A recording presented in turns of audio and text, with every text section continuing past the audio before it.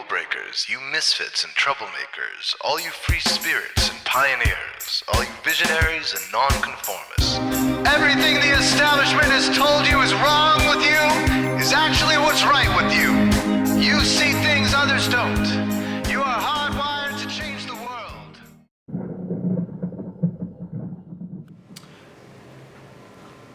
My name is David Jacobs. I'm a retired professor of U.S. history from Temple University in Philadelphia.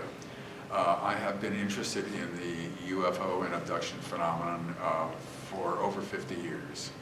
And I have, since 1982, I've concentrated on people who say that they've been abducted on board UFOs. Now, the UFO phenomenon is a global phenomenon, just the objects seen in the sky. And there is that aspect, that facet to the UFO phenomenon. People see the objects. They can tell whether they're flying or hovering or flying away at tremendous speed or disappearing. There's a tremendous amount of information about the prevalence of UFOs that are not planes and not obviously of terrestrial design around the world. The evidence is not subtle. You don't have to tease it out. It is more like a sledgehammer between the eyes. It's the evidence for UFOs is amazing. Actually, it's mind-boggling. But the critical aspect of this is who is inside the UFOs and why is this happening? We used to think way back in the early days that the pilots, in quotes, of the UFOs were just interested in Earth and they were flying around to see what was going on here, and they weren't landing or disrupting anything, so because they didn't want to disrupt the whole civilization like we would do with a tribal society. We'd come in and ruin it and all that.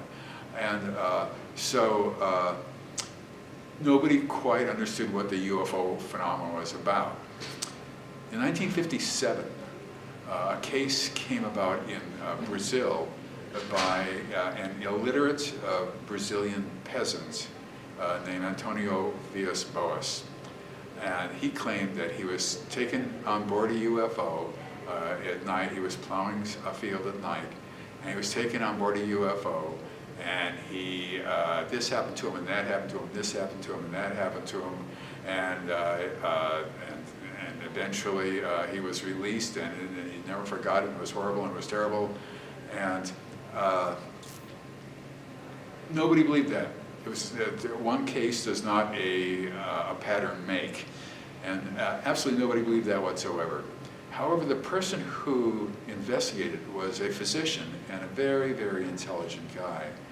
And the case was not even published in UFO literature until 9 years later, because there was a sort of sexual aspect to it that seemed that was extremely embarrassing to the people who looked at that case. Then in 1961, there was the Barney and Betty Hill case. And this was a couple coming home to Portsmouth, New Hampshire, and they said that their car was stopped, essentially, and that they were taken on board a UFO. And Barney said that he had sperm taken from him, and there was probably ova taken from Betty, and it was these people were Americans.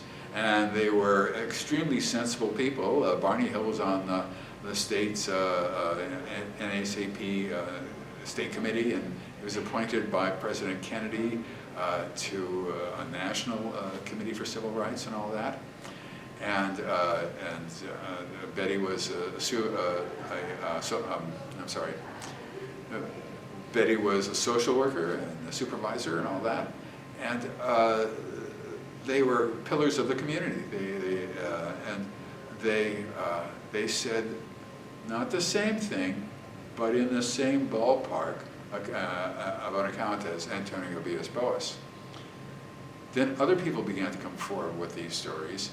It wasn't until the 1980s that we learned that Antonio Villas-Boas wasn't actually a Brazilian peasant.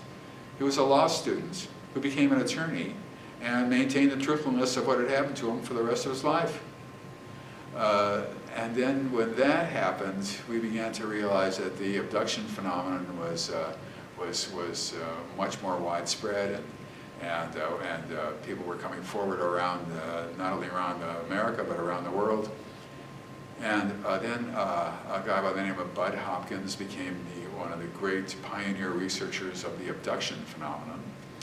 And he discovered that people were being abducted all the time, that they were being abducted as children, that they were being abducted as adults, that they had many abductions. I was taught how to do research in this area, which is primarily using hypnosis, but actually it's just straight relaxation techniques. And a person is not in a trance or anything like that, but they tend to remember what happened to them. And I worked in that field just at sort of collecting these accounts from people who would come to me. I never charged any money, and they could come as many times as they wanted.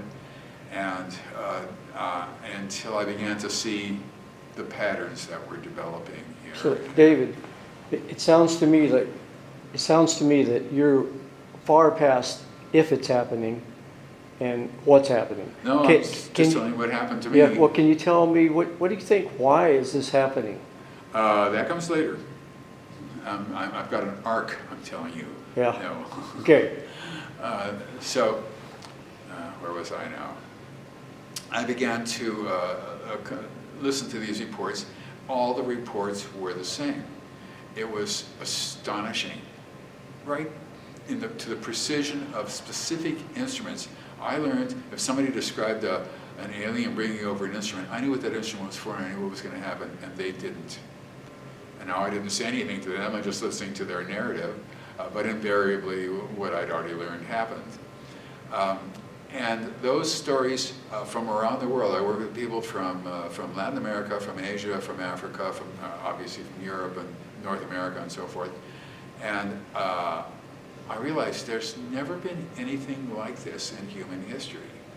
But the question was, why was this happening? Why was all this going on? And I realized as the more I learned about it, that this was a goal-directed program, that these beings were here for a reason, and they were working to do something. They were not just examining us, they weren't trying to figure out what makes us tick or anything like that. They had their own agenda. And it had three aspects to it. It was global, it was intergenerational. If a person is an abductee, their mother or their father or both were abductees beforehand. And when they get married to a non-abductee, because most people are not abductees, their children will all be abductees as well. So it was intergenerational and it was clandestine. That is to say, it was secretive, and people did not see other people being abducted because this is a very advanced technology, and people are taken into UFOs right through walls and windows and all the rest of that stuff. And except every once in a while somebody would witness it and would report back that they saw their neighbor flying through the window and into a UFO. And there are reports like that too, to everybody's astonishment. So the question still is why? Well, what people were reporting, what women were reporting, is that they were having an embryo implanted in them, and then after about 10 or 12 weeks, the fetus would be taken out. They would then be presented with babies. Bud Hopkins first discovered this, who looked sort of like alien and human. And they would be forced to hold the baby, feed the baby. Lactation had been stimulated in them already. And they would see these babies as young children, older children, adolescents, and adults. And there would be certain types of them. Hopkins labeled them hybrids, which was a perfect label, actually. And I was finding, of course, the same thing. And I was working with people who had PhDs and MDs and LLDs, all of whom, if anybody knew that they were saying this to me would destroy their careers, basically, but they wanted to know so much about what has been happening to them that they were willing to risk it. And what I've discovered over the years is that the goal that is directed we are unsure of. But in fact, the hybridization program has gotten more and more human-like. And I just finished a book, just published a book called Walking Among Us, because when I was on an interview show, people would say, do you think they're living here now? Do you think they're walking among us somewhere, these ones who look like humans? And I would say, absolutely not. There's no evidence whatsoever that they're walking among us. And I felt sane. I could say something I was sane in this insane world in which I was existing now. However, in 2003, after hearing the same accounts over and over and over and over and over again, I began to hear something different. And it was about these beings who appeared to be living here. And one person told me that, and he gave me all this information about it. I put it on the back burner waiting for anybody else to say the same thing without knowing that he had said it. Then another person said it, and another one, and another one. Then a woman said it who I'd worked with since 1987 said it. And I realized this is different. I'm hearing something different when for all those years beforehand I was hearing the same thing over and over again.